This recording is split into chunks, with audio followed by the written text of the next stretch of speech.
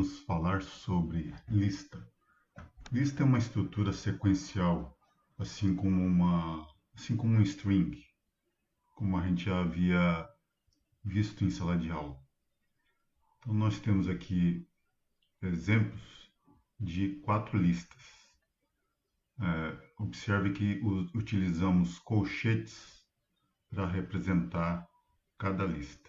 A primeira é uma lista vazia, a segunda uma lista de números, a lista S representada por strings e a última, os elementos são listas, então é uma lista de sublistas,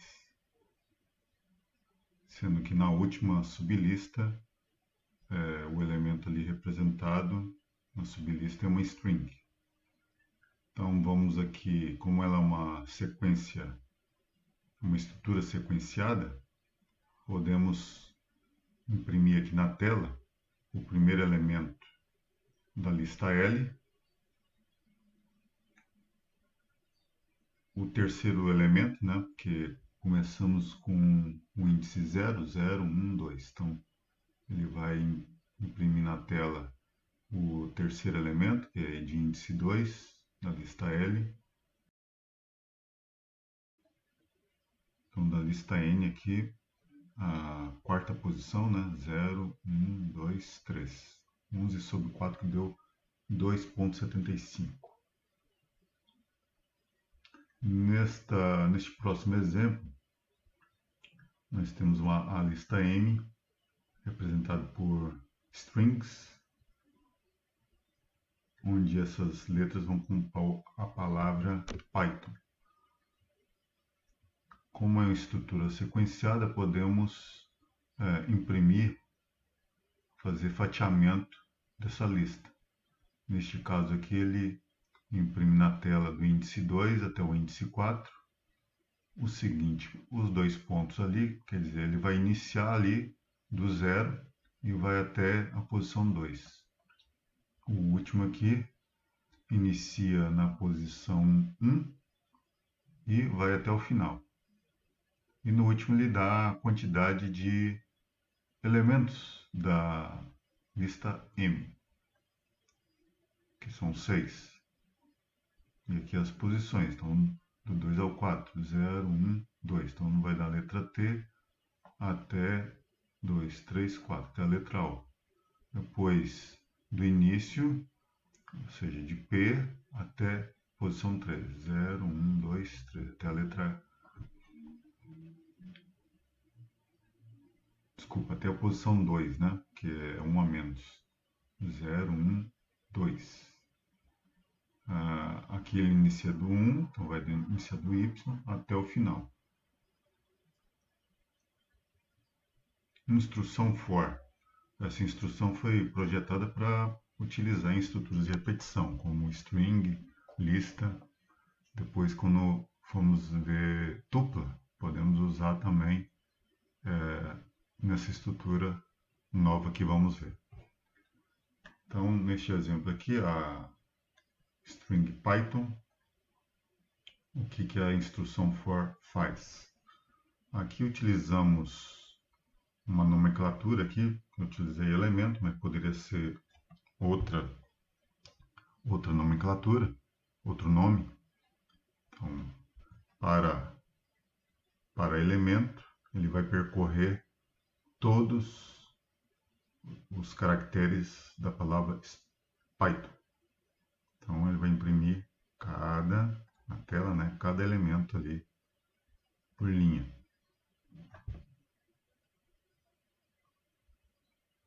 Neste próximo aqui, da mesma forma, só que diferentemente da anterior, a estrutura aqui é uma lista.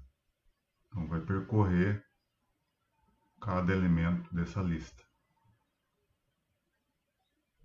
E aí vai aparecer na tela. O seguinte, também uma outra lista, formada por 4 strings. Eu chamei ali de sistema. Ele vai percorrer a lista SO. e vai aparecer na tela o sistema, né, o elemento da lista SO, seguida da frase é um sistema operacional.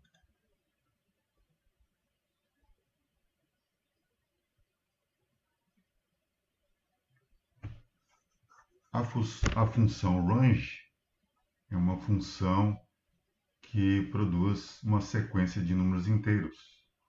Neste caso, range -42 vai iniciar do número inteiro menos 4 e vai encerrar uma unidade a menos do segundo parâmetro. Então, inicia em menos 4 e encerra em 1.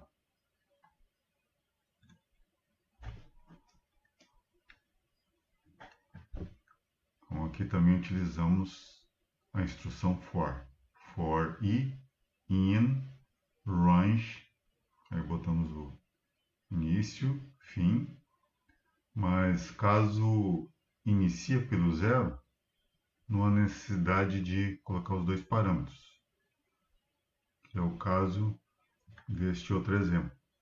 Eu coloquei range 6, isso quer dizer que o primeiro índice vai iniciar pelo zero.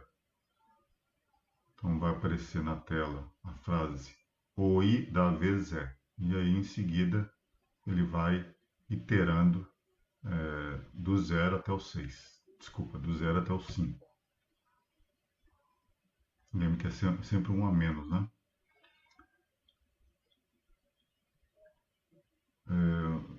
Lembramos o seguinte, que nós vimos o comando while, ele faz o mesmo procedimento no comando for, utilizando while, né?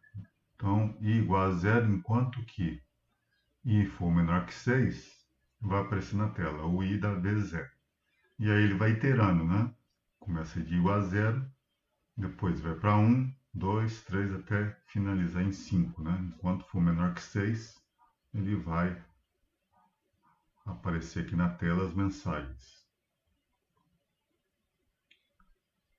Bom, para o range, podemos usar o terceiro parâmetro, quando queremos utilizar um passo. Neste caso aqui, o passo é 3. Inicia de 2, do inteiro 2, e de 3 em 3 ele vai plotando os valores, até chegar no valor o mais próximo possível de 12, no caso. Neste caso, primeiro é 2, mais 3, 5, 5 mais 3, 8, mais 3, 11. Se eu somar mais 3, vai dar 14, só que 14 já ultrapassa o limite, que é 12. Então aqui nada mais é que uma progressão aritmética, iniciando 2, e sendo que a razão é 3. Nesse caso chama de passo. Uma sequência interessante é a sequência de Fibonacci. Essa sequência inicia pelo número 1, os dois primeiros termos é 1 em 1. O próximo termo é sempre soma dos dois anteriores. Então, soma 1 mais 1 dá 2. O próximo termo soma os dois anteriores. 2 mais 1, 3. Próximo termo, 2 mais 3, 5. Próximo termo, 3 mais 5, 8. 8 mais 5, 13 e assim por diante. Então, podemos formar a seguinte lei de formação. Um certo termo da sequência é soma dos dois anteriores. Então, aqui posição i, posição anterior a i menos 1, anterior a esta, i menos 2. Então, utilizamos essa função para montar a lei de formação. O que fazemos aqui? Para inicializar, nós montamos aqui uma lista, uma lista nula, que ela compõe de 7 valores nulos.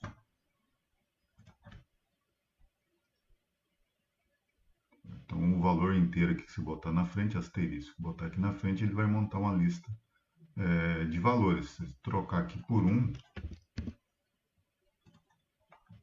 ou trocar por 5, E aqui tu vai determinar a quantidade. Então, neste caso aqui, a quantidade de elementos dessa lista é 7. Então, eu montei aqui uma lista toda composta por zeros e o que acontece? Em seguida, os dois primeiros são substituídos por um. E à medida que a lei de formação vai sendo usada no código, ele vai substituindo os outros valores da lista, até completar a lista de Fibonacci. Então é isso que é feito aqui. Os dois primeiros elementos, ó, o índice 0 e o índice 1, que inicia o for, inicia no 2, porque a próxima posição é 2, né? E finaliza em n-1. No caso é 6, né? Mas ele, na verdade, ele vai até completar os 7 valores da lista. Então, 1, 2, 3, 5, 8, 3. Obviamente, a gente pode aumentar aqui a quantidade e aí a gente obtém uma lista maior, lista de Fibonacci, sequência de Fibonacci.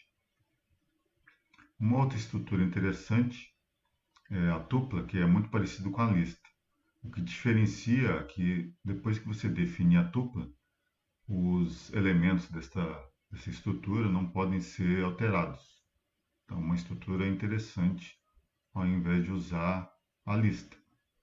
Então, neste exemplo aqui, definimos 3 tuplas, sendo que a primeira,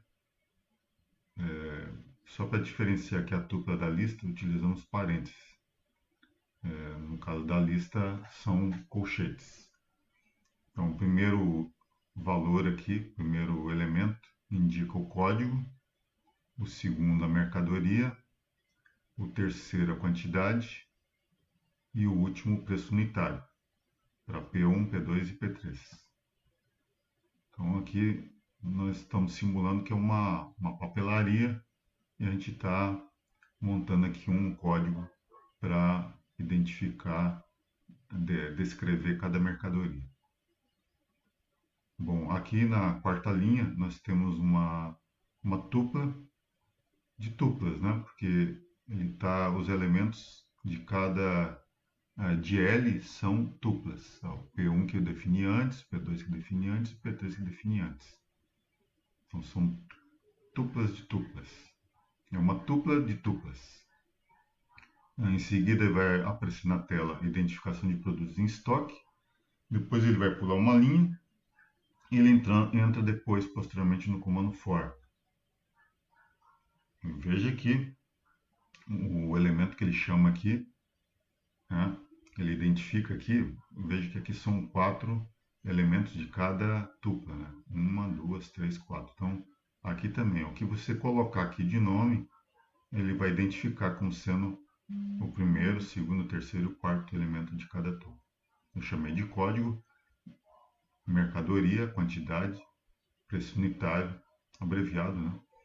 Então, ele vai percorrer isso na tupla L. Então, ele vai para cada elemento da tupla L, ele vai plotar. Então, ali para a primeira, ele vai plotar na tela descrição e vai chamar mercadoria, que está identificado como sendo o segundo aqui. Em seguida, o código de produto, identificado como sendo o primeiro. Quantidade de estoque, identificado como sendo o terceiro. E, por último, preço unitário, identificado como sendo o último elemento de cada tupla.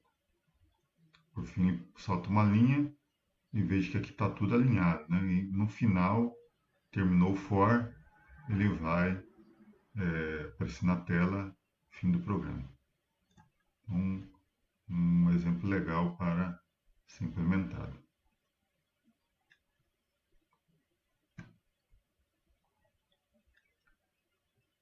Função é um subprograma muito interessante. interessante para ser utilizado. Bom, para definir uma função, nós usamos a instrução def. Em seguida, nós nomeamos, definimos um nome, no caso aqui eu chamei de f, e em seguida o parâmetro. Nesse caso, é só o parâmetro x que vai ser utilizado. Na linha seguinte é utilizada a instrução return. Então, ele vai retornar o valor da função. A função aqui é f de x igual a 2 vezes x. Então, o valor que você digitar em x, ele vai te retornar o dobro. Eu defini, então, neste caso, então depois do return, finalizado o return aqui, ele já definiu a função. Aqui ele vai definir um valor para m e vai calcular aqui, só para facilitar a compreensão, vamos só modificar isso aqui. Então vamos plotar aqui, que aqui é o f de m igual, e em seguida ele vai calcular quanto vai valer 2 vezes 3. Ele te retorna ali, f de m igual a 6. f de m igual a 6.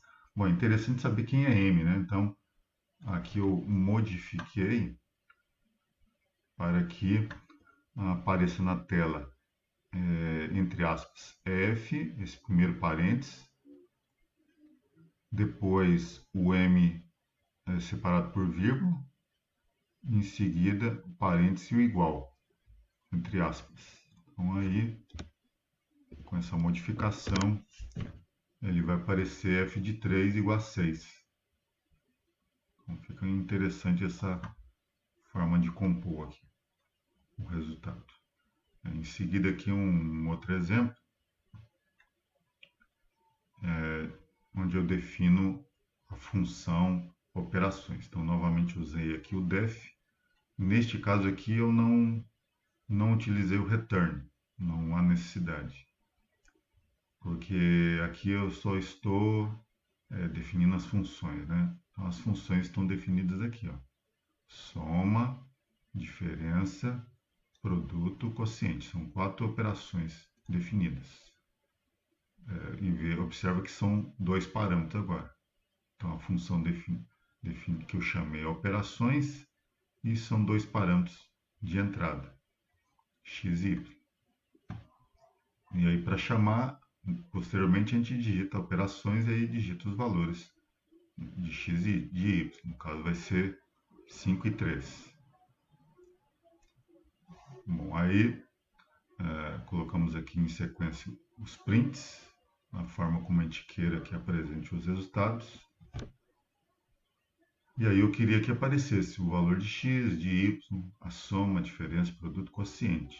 Então tá aí, ó, eu entrei com 5, 5 e 3. Só uma coisa aqui, deixa eu chamar aqui a função que eu não tinha chamado. E aí ele aparece aqui o resultado. Uma forma interessante de apresentar uma mensagem é utilizar o f-string. Neste caso aqui, neste exemplo, na primeira linha aparece algumas informações para o cadastro candidato. Em seguida, é utilizada aqui a variável nome, idade, para idade como valor inteiro. Usou-se aqui antes do input o int, para transformar a string em inteiro. E na última linha aqui, entre aspas, onde vai aparecer a mensagem, o nome do candidato e a idade, antes dessas aspas foi utilizado o f, do f-string. Então, veja que ele já mudou de cor aqui, ó, ficou em azul. Né? Aqui ele chama a variável nome e chama a variável idade, que está entre chaves.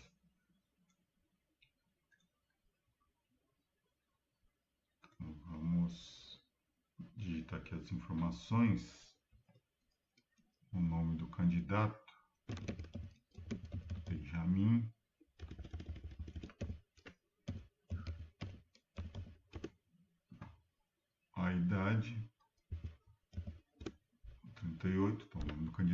Benjamin e tem 38 anos. Aqui neste outro exemplo, aparece aqui na primeira linha as dimensões do lote retangular. Então ali ele vai identificar ali o nome da pessoa, proprietário do lote, a largura. Utilizou-se aqui antes do input o float. Caso o usuário digite um valor decimal, para comprimento também, foi calculada a área. E por último usou novamente o fstring, que antes das aspas. E aqui ele chama a largura, chama o comprimento, que é a variável ali, depois, por último, a área. Então, primeiro nome, vamos dizer que é Franklin. Vamos dizer que a largura é de 12 metros,3. O comprimento seja 45,6 metros. Ali apareceu a mensagem. O lote de 12,3 metros por 45,6 metros, portanto a área é de 560,88 metros quadrados. Espero que vocês tenham gostado desta aula e até o próximo encontro.